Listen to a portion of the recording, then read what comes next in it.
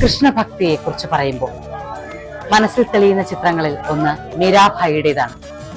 വൃന്ദാവനത്തിൽ മീരാഭായിക്കായിട്ടുള്ള ക്ഷേത്രങ്ങൾ, പുരാതനമായ ക്ഷേത്രം, ആ ക്ഷേത്രഭൂമിയിലേക്കാണ് നമ്മൾ എത്തുന്നത്. അതെത്തുമ്പോൾ തന്നെ ഒരു വസ്തു കിന്നരം വായിച്ചുകൊണ്ടൊരു സന്യാസി ഗാനം ആലപിക്കുന്നതാണ് കേൾക്കുന്നത്.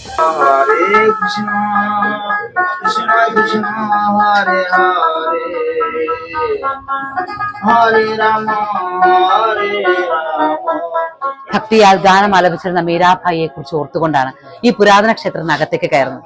അധികം കെട്ടിലും മട്ടിലും വലിയ അലങ്കാരങ്ങളൊന്നുമില്ലാത്ത മീരാഭായിയുടെ ക്ഷേത്രം. മീരാഭായിയുടെ ഭക്തി എന്നും ഒരു പ്രതീകമാണ്. സർവ്വതും ത്യജിച്ചുകൊണ്ടുള്ള ആ ഭക്തിയിലൂടെ ഭഗവാൻ ഉണരുന്നതിന്റെ ഭാവങ്ങളെ, അത് മാത്രമല്ല വിഷം തിണ്ടിയാൽ പോലും ആ വിഷത്തെ ഇറക്കുവാൻ കെൽപ്പുള്ള ഭഗവത് ഭക്തിഭാവങ്ങളെ പറഞ്ഞു തരുവാൻ ശക്തമായ ഉണർവുകളെ നൽകുന്ന മീരാഭായി ക്ഷേത്രം. ഈ ക്ഷേത്രം അപ്പുറത്തുനിന്ന് നമുക്ക് ഗലിയിൽ നിന്ന് അകത്തേക്ക് കയറിയാൽ ഒരു വലിയ അകത്തളത്തിലേക്കാണ് എത്തുന്നത്. ശരിക്കും നിധുവനത്തിലേക്ക് പോകുന്ന വഴിയിലാണ് മീരാഭായിയുടെ ക്ഷേത്രമുള്ളത്. മീരാഭായി ജീവിതത്തിൽ മുഴുവൻ കൃഷ്ണഭക്തിയെ ചേർത്ത് പിടിക്കുവാനായി അനുഭവിച്ച യാതനകൾ ചെറുതൊന്നുമല്ല. പക്ഷേ എന്തൊക്കെ നമുക്ക് തോന്നാം ഒരാളുടെ ജീവിതത്തിൽ ഉണ്ടാകുന്ന യാതനകളാണിത് എന്ന്. പക്ഷെ മീരാഭായി ഇതെല്ലാം കൃഷ്ണഭക്തിയിൽ അനുഭവിക്കുക തന്നെയായിരുന്നു എന്നുള്ളതാണ്, ആനന്ദിക്കുക തന്നെയായിരുന്നു എന്നുള്ളതാണ് മനസ്സിലാക്കേണ്ടത്. മീരാഭായിയെ സംബന്ധിച്ചിടത്തോളം മറ്റൊരു വിഷയമായിരുന്നില്ല ഭക്തി, കൃഷ്ണനോടുള്ള പരമമായ പ്രേമഭക്തി, അതായിരുന്നു നയിച്ചിരുന്നത്. അപ്പൊ ആ മീരാഭായിയെ കാണുവാനും അറിയുവാനുമാണ് മീരാഭായി ക്ഷേത്രത്തിലേക്ക് നമ്മൾ എത്തുന്നത്.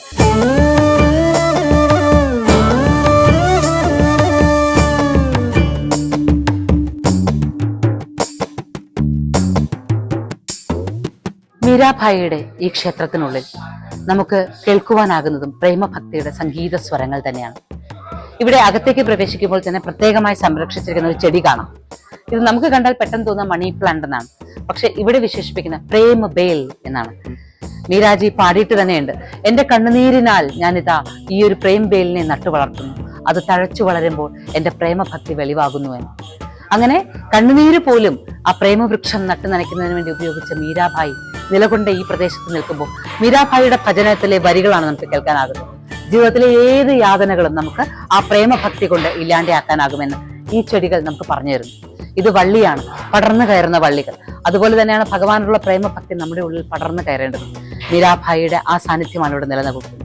അകത്ത് നമുക്ക് ശ്രീകോവിലിൽ നോക്കിക്കഴിഞ്ഞാൽ പലതരം വിഗ്രഹങ്ങൾ, രാധാകൃഷ്ണ സ്വരൂപത്തിന്റെ വിഗ്രഹങ്ങൾ നിരവധിയായി കാണാം. എന്നാൽ ഒരു പ്രത്യേക സാളഗ്രാമമുണ്ട്. അത് മീരാഭായി ഭഗവാനെ ദർശിച്ചിരുന്ന സാളഗ്രാമമാണെന്നാണ് കരുതുന്നത്. ആ സാളഗ്രാമത്തിലേക്ക് ഒന്ന് സൂക്ഷിച്ചു നോക്കിയാൽ മിക്കവാറും നഗരനേത്രങ്ങൾക്കേ കാണാൻ സാധിക്കുള്ളൂ. ആ സാളഗ്രാമത്തിൽ രണ്ട് കണ്ണുകളും പിന്നെ ഒരു മൂക്കും തിലകക്കുറിയും ചുണ്ടും, ആ ചുണ്ടിന്റെ ഒരു വശത്തായി ഒരു ഓടക്കുഴലും തെളിഞ്ഞു വരും. സാക്ഷാൽ ഗോവിന്ദനെ മീരാഭായി കണ്ടിരുന്നത് ആ സാളഗ്രാമത്തിലൂടെയാണ്. അതുകൊണ്ട് തന്നെ ഈ പ്രദേശമാകെ ഗോവിന്ദവനം എന്നാണ് അറിയപ്പെട്ടിരുന്നത്. മീരാഭായി ഈ പ്രദേശത്തെ ആകെ ഗോവിന്ദവനമാക്കിയിരുന്നു.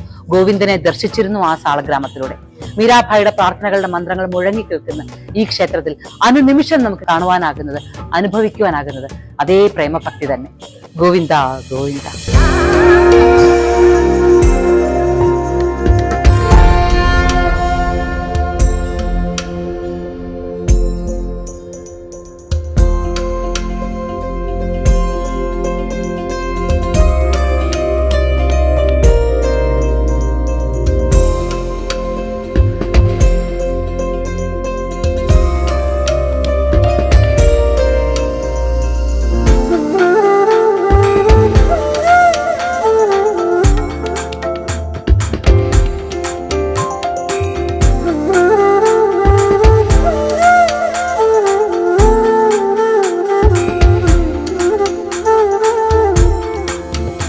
Moksha, Journey to the Self.